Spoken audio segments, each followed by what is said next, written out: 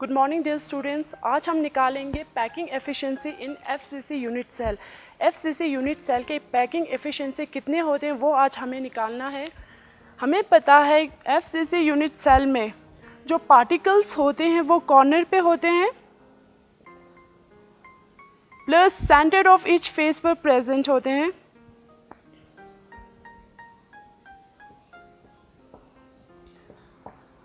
FCC unit cell में जो particles होते हैं वो corner plus centre of each face पर प्रेजेंट होते हैं। मान लेते हैं ए be the side of cube. हम ये मान लेते हैं जो ये साइड ऑफ क्यूब है वो इक्वल्स टू ए है।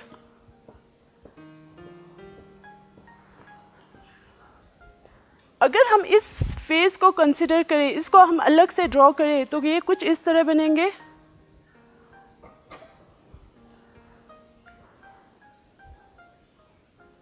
ये हो गए हमारे face centred particles surrounded by corner particles.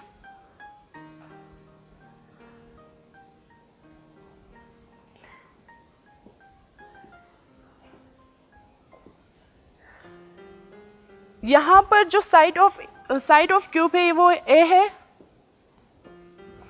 Due to this face centred particles की वजह से कॉर्नर वाले पार्टिकल्स टच नहीं कर रहे, एक दूसरे को टच नहीं कर रहे।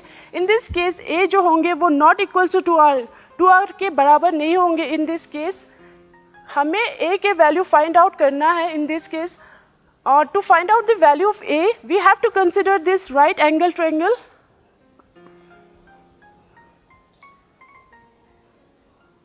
To find the value of A, we have to consider this right angle triangle. In right angle triangle, ABC, इस right angle triangle पर हमें Pythagoras theorem अप्लाई करना है। Pythagoras theorem क्या होते हैं? Hypotenuse square equals to base square plus perpendicular square होते हैं। Hypotenuse square AC square, base हो गए हमारे A B square equals to A B square plus perpendicular हो गए हमारे B C square. A C square का डिस्टेंस कितना है?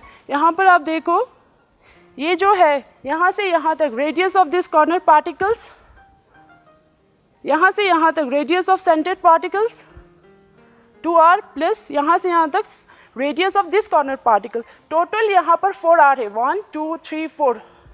ए सी जो है हमारे 4r है। ए बी जो है साइड ऑफ क्यूब है विच इज इक्वल्स टू ए, इसको हम ऐसे भी लिख सकते हैं। बी सी जो है साइड ऑफ क्यूब है, ये भी ए स्क्वायर जो कि हमारे 4r स्क्वायर जो होंगे equals to a square plus a square which is equals to a two a square sorry. अगर हम स्क्वायर रूट बोथ साइड करेंगे 4r स्क्वायर इक्वल्स टू 2, ये आएंगे स्क्वायर और रूट वाले कैंसिल हो जाए, सॉरी ये ऐसे है, स्क्वायर और रूट कैंसिल हो जाएंगे, यहाँ पर स्क्वायर और रूट कैंसिल हो जाएंगे। 4r जो होंगे वो equals to a under root of 2 आएंगे। नेक्स्ट हमें करना है अंडर रूट ऑफ 2 को इस साइड लाना है हमें।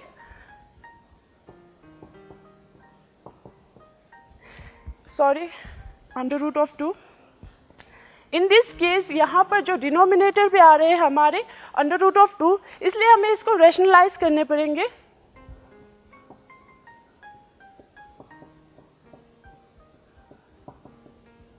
ये हो गए 4 स्क्वायर और root cancel, 4r equals to 4r under root of 2 divided by 2 equals to a। 2 1s are 2, 2 2s are 4। a के वैल्यू यहाँ से हमें मिलेंगे 2 अंडर रूट ऑफ 2r। ये हमने फाइंड आउट किया है वैल्यू ऑफ a। नेक्स्ट हमें करना है, हमें पता है वॉल्यूम ऑफ क्यूब होते हैं a क्यूब। इस वैल्यू ऑफ a को हमें यहाँ पर पुट करना है, ठीक है। ये आएंगे हमारे 2 2 4 4 16 6 सॉरी 4 2 2 4 4 2 8 और यहाँ से 2 आएंगे 8 to 16 under root of 2r cube हो जाएंगे ये। वॉल्यूम ऑफ क्यूब हो जाएंगे यहाँ पर 16 under root of 2r cube. Next हमें पता है नंबर ऑफ पार्टिकल जो होते हैं FCC यूनिट सेल में वो होते हैं 4।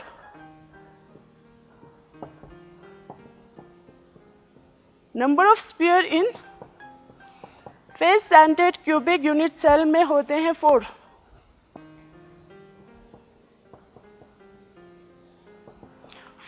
वॉल्यूम ऑफ वन स्फीयर जो होते हैं, वॉल्यूम ऑफ स्फीयर होते हैं 4/3 πr क्यूब। ठीक है, एक स्फीयर की वॉल्यूम होंगे 4/3 πr क्यूब। 4 स्फीयर की वॉल्यूम कितने होंगे फिर? Sorry, space occupied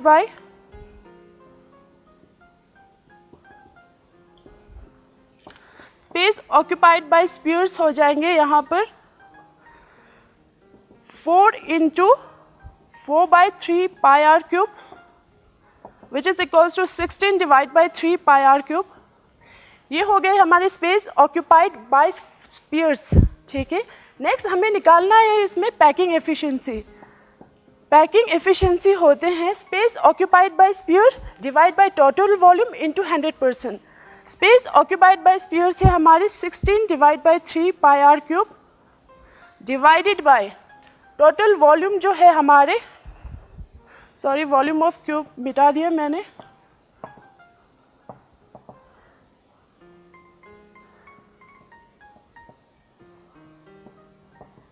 sixteen under root of ये होंगे volume of cube into 100%। R cube cancel हो जाएंगे जब हम यहाँ पर पाई की वैल्यू पुट करेंगे विच इज इक्वल्स टू 22 / 7 और हम इसको कैलकुलेट करेंगे तो पैकिंग एफिशिएंसी आएंगे यहाँ पर 74%। ठीक है बच्चों, इसी तरह आपने पैकिंग एफिशिएंसी इन BCC यूनिट सेल का भी आपने इसी तरह निकालना है जो कि आएंगे 68%। पैकिंग एफिशिएंसी इन BCC यूनिट सेल के आएंगे 68%, उसे आपने इसी तरह निकालना है। नेक्स्ट हम करेंगे, इसके बाद हमें निकालना है density of cubic unit cell. Cubic unit cell के कितने डेंसिटी होते हैं वो हमें निकालना है। हमें पता है डेंसिटी जो होते हैं वो होते हैं मास अपॉन वॉल्यूम। एक क्यूबिक यूनिट सेल हम ड्रॉ करेंगे। मान लेते हैं let a be the site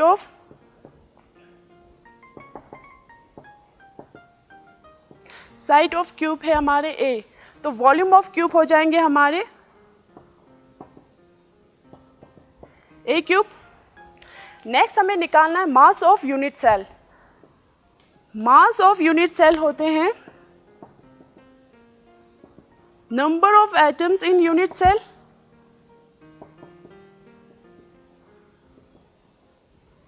mass of unit cell होते हैं number of atoms in unit cell. एक यूनिट सेल में कितने नंबर ऑफ एटम्स है जिसको हम Z से डिनोट करते हैं into mass of one atom. एक यूनिट सेल में कितने नंबर ऑफ एटम्स प्रेजेंट है और एक का मास कितना है। जब हम इसको मल्टीप्लाई करेंगे तो हमें मास ऑफ यूनिट सेल मिल जाएंगे। मास ऑफ वन एटम होते हैं, मास ऑफ वन एटम को स्मॉल m में डिनोट करते हैं।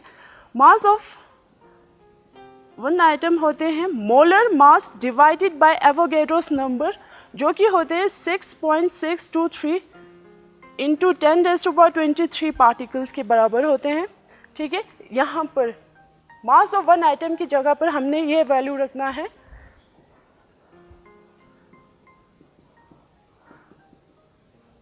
मास ऑफ यूनिट सेल हो गए Z number of atom into mass of one atom होते हैं जो कि इक्वल है molar mass divide by Avogadro's number. ये हो गए हमारे mass of one unit cell. Next हमें निकालना है density of cubic unit cell,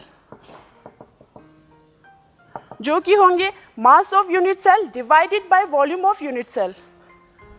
mass of unit cell है हमारे Z into M divide by Na, number of items into molar mass divide by Na whole divided by volume of cube जो कि a cube, density हो गई हमारे Z into M, molar mass divided by side a cube into Avogadro's number, ये हो गई हमारी density of cubic unit cell, ये निकल गए हमारी density of cubic unit cell. Next हम करेंगे इम्परफेक्शन ऑफ सॉलिड्स और डिफेक्ट्स इन सॉलिड्स। इसके बाद हमें करना है इम्परफेक्शन इन सॉलिड्स और defects in solids. Defect in solid होते क्या है, हमें पता है क्रिस्टलाइन सॉलिड जो होते हैं वो रेगुलरली अरेंज होते हैं। अगर इस regular arrangement of constituent particles में इरेगुलरिटी आ जाए, उसी को हम कहते हैं इम्परफेक्शन इन सॉलिड और defects in solid. Defects in solid जो होते हैं वो 2 टाइप्स के होते हैं, पॉइंट डिफेक्ट, दूसरा है हमारे लाइन डिफेक्ट।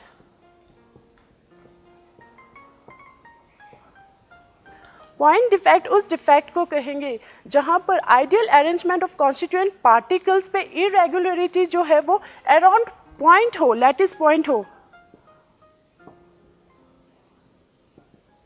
उस डिफेक्ट को हम कहेंगे पॉइंट डिफेक्ट। अगर ideal arrangement of constituent particles में जो इरेगुलरिटी है वो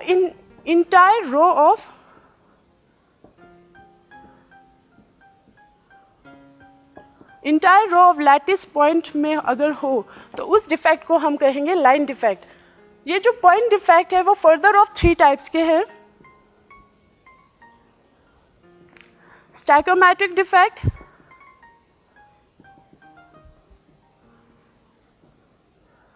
non stoichiometric defect,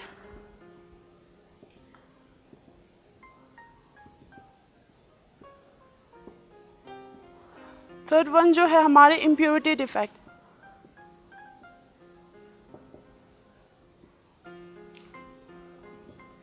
first stoichiometric defect किसे कहेंगे, अगर स्टैकोमेट्री ऑफ जो सॉलिड्स के स्टैकोमेट्री है अगर वो रिमेन सेम हो बिफोर एंड आफ्टर डिफेक्ट, हम इसको ये भी कह सकते हैं रेशियो ऑफ केटाइन और एनाइन की जो रेशियो है before and after defect same रहे, उसको हम कहेंगे स्टैकोमेट्रिक defect.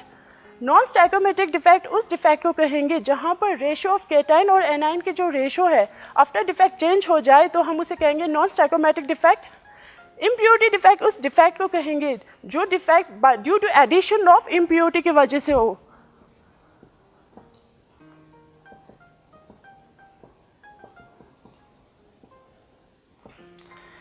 Due to addition of impurity की वजह से अगर डिफेक्ट शो करे उसको हम कहेंगे impurity defect.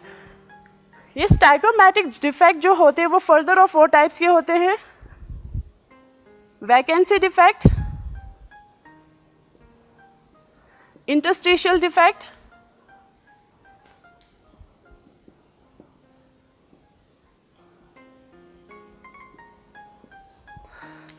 Schottky defect,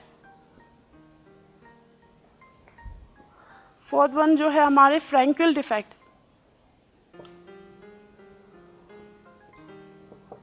first हम कहेंगे वैकेंसी डिफेक्ट क्या होते हैं।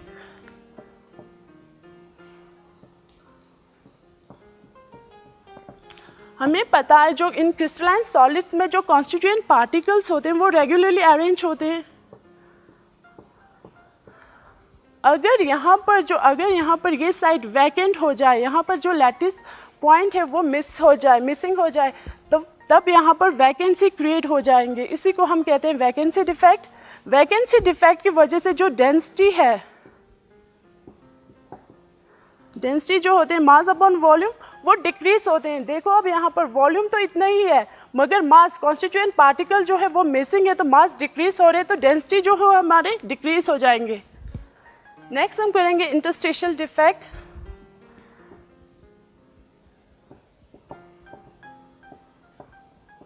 इंटरस्टिशियल डिफेक्ट क्या होते हैं, हमारे जो कॉन्स्टिट्यूएंट पार्टिकल्स होते हैं वो रेगुलरली अरेंज होते हैं।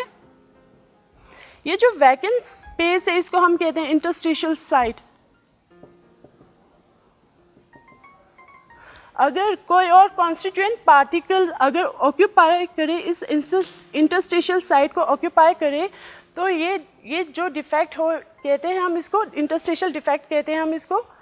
इसकी वजह से डेंसिटी जो है वो इंक्रीज हो जाते हैं, मास अपॉन वॉल्यूम जो है वो इंक्रीज, डेंसिटी जो है वो इंक्रीज हो जाते हैं due to the presence of this extra constituent particles की वजह से, ठीक है। ये जो दो डिफेक्ट है, वैकेंसी डिफेक्ट एंड इंटरस्टिशियल जो डिफेक्ट है, ये दोनों शोन करते हैं बाय नॉन आयनिक कंपाउंड ही शोन करते हैं ये।